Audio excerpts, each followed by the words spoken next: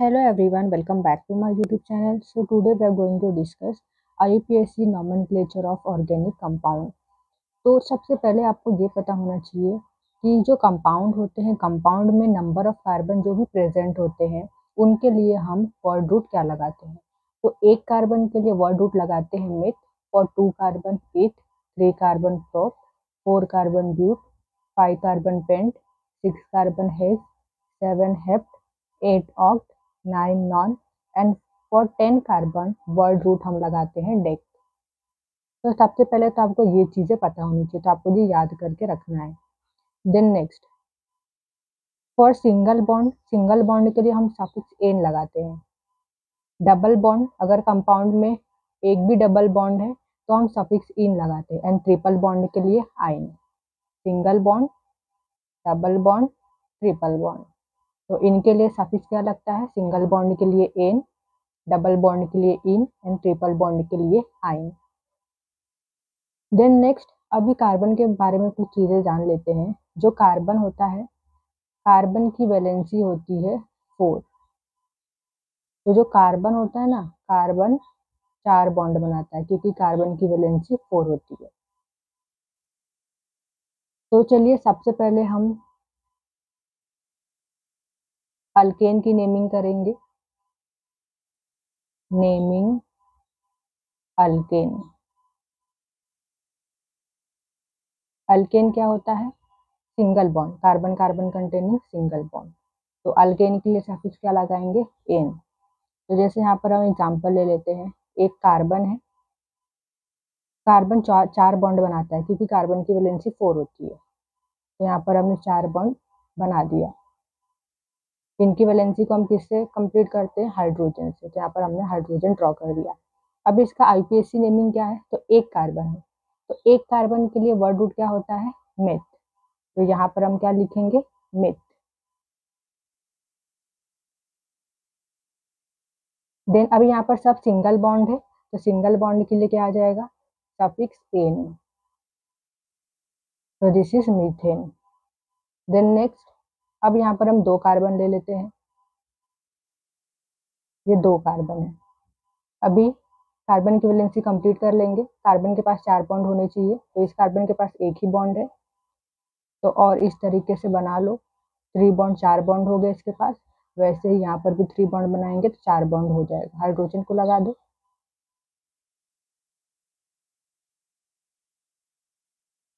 तो यहाँ पर 2 कार्बन है, तो 2 कार्बन के लिए वर्ड रूट क्या होता है? इथ।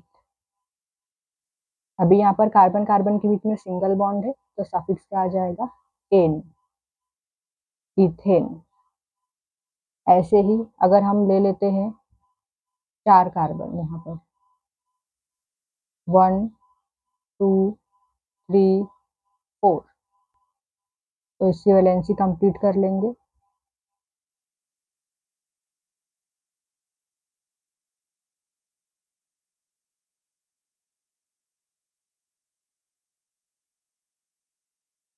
अब इस कंपाउंड का नेम क्या है? IUPAC name 1 2 3 4। 4 कार्बन है, तो 4 कार्बन के लिए वर्ड रूट होता है ब्यूट। सिंगल बॉन्ड है कार्बन कार्बन के बीच में, तो सफिक्स क्या आ जाएगा? Ane, that is butane.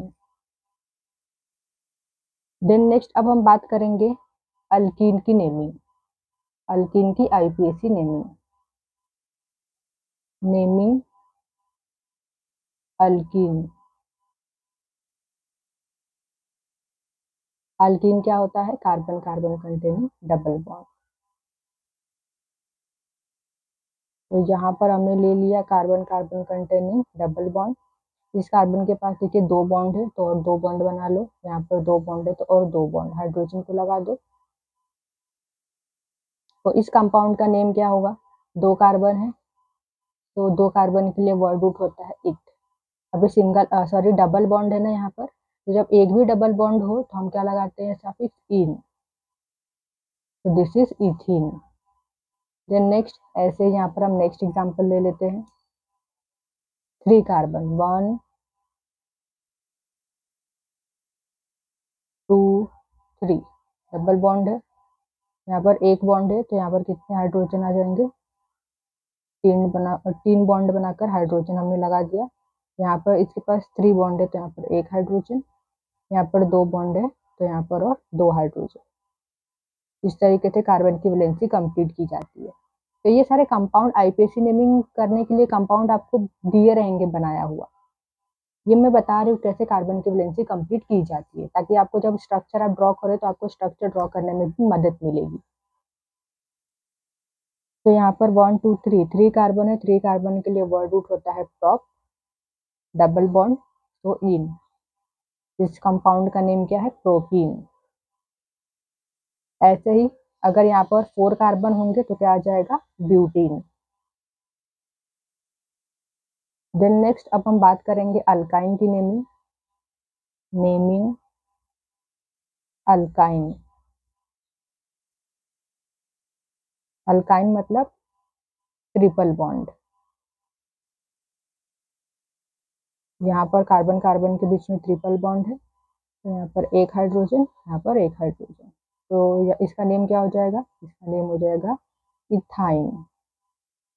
Triple bond है तो सफिक्स क्या आ जाएगा? आइन। ऐसे ही एक और एग्जांपल ले लेते हैं हम यहाँ पर।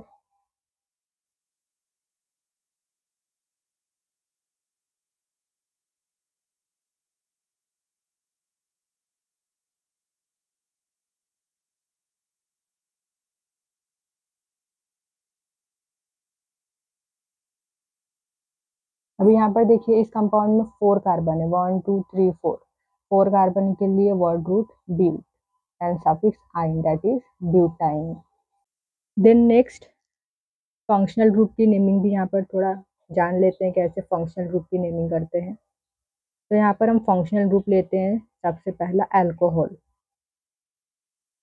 अल्कोहल को रिप्रेजेंट करते हैं सिंबल OH से। अल्कोहल का फॉर्मूला क्या होता है? OH। और अल्कोहल के लिए हम सफिक्स क्या लगाते हैं? All, OL, all. ये आपको याद रखना है। तो यहाँ पर हम एग्जाम्पल ले लेते हैं।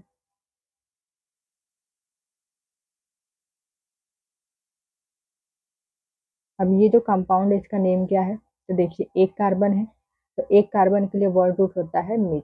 तो मिथ। अब यहाँ पर सिंगल बॉन्ड है ना तो क्या आ जाएगा? यहाँ पर एन, AN। ANE भी लिख देती हूँ मैं, आपको बाद में बताती हूँ कि यहाँ पर ई नहीं लिखा जाता है। तो सिंगल बॉन्ड है तो एन हमने लिख दिया। देन सफिक्स क्या लगेगा? ऑल, तो यहाँ पर ऑल। अब यहाँ पर देखिए ये एन और ये ऑल, तो यहाँ पर ये जो वॉवेल है ना AEIOU, ये एक के बाद एक नहीं आने चाहिए। अब देखिए हमने यहाँ पर लिखा एन, सिंगल बॉन्ड के लिए एन, एंड अल्कोहल के लिए सफिक्स ऑल। तो ये देखिए ई के बाद क्या आ रहा है? ओ आ रहा है। ई के बाद देखिए डायरेक्ट ओ आ जा रहा है। दो वॉवेल साथ में नहीं होने चाहिए, एक के बाद एक नहीं होने चाहिए, इसीलिए हम पहले वाले वॉवेल को ड्रॉप कर देते हैं। तो इसका करेक्ट नेम क्या आ जाएगा? ई को हटा देना है, मीथेन ऑल। इस तरीके से। ऐसी एक और एग्जांपल ले लेते हैं।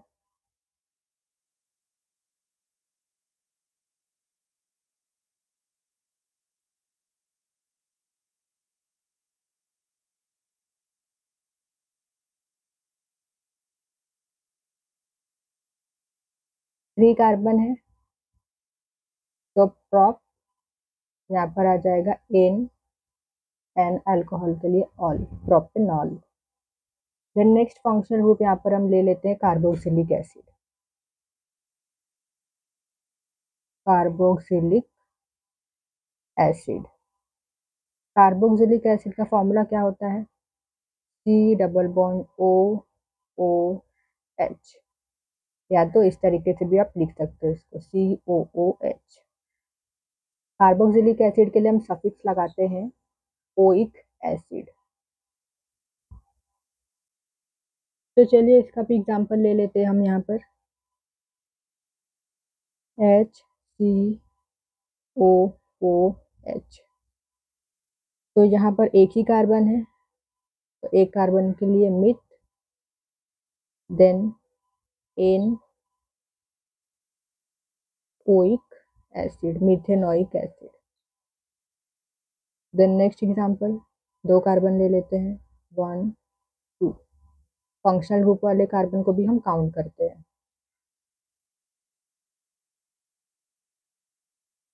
तो इसका नेम क्या आ जाएगा? 2 कार्बन है तो एनोइक एसिड, इथेनोइक एसिड।